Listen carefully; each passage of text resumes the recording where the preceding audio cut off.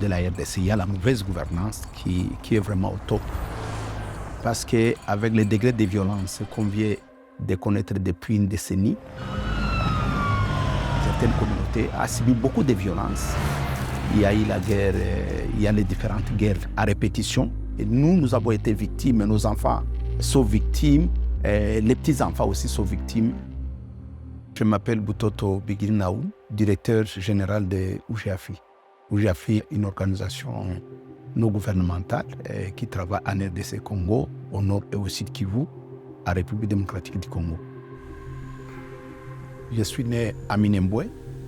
Minembwe, c'est une région qui est vraiment enclavée, inaccessible. C'est une région agro-pastorale où il y a l'élevage du gros bétail. Là, c'est une région qui connaît beaucoup plus de violence à grande échelle. Quand je suis né, nous sommes nés à des enfants. Mon frère, on était des jumeaux. Mon frère Mika, lui, n'a pas survécu pendant longtemps, après 5 ans. Il est décédé. Là, ça m'a beaucoup affecté. J'ai eu la motivation de pouvoir faire l'agronomie. Quand j'ai terminé l'université, je suis rentré au village. Moi, je ne suis pas allé chercher du travail. Je suis rentré au village, j'ai trouvé qu'il y avait la famine. Ils ont fait les essais. Les essais ont donné un rendement le triple. Les semences de Butoto ont donné beaucoup de résultats. Alors, par après, quand ils ont continué à donner ces semences, on a vu que ça donnait de bons résultats. C'est là que l'idée de pouvoir créer l'organisation aussi est venue. L'éducation, les piliers, c'est l'éducation, la santé et l'agriculture. Le travail qu'on fait, on fait l'éducation de qualité, c'est-à-dire au niveau des primaires, au niveau des secondaires. Quand on a mis une école secondaire où on a intégré les sciences infirmières, la deuxième chose, c'est la santé maternelle et infantile.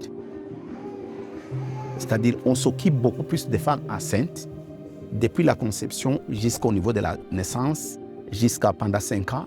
On a les cliniques au niveau de Goma, dans lesquelles on reçoit beaucoup plus de femmes enceintes. Là, on est en train de résoudre ça avec les enfants. Les enfants aussi à réhabiliter.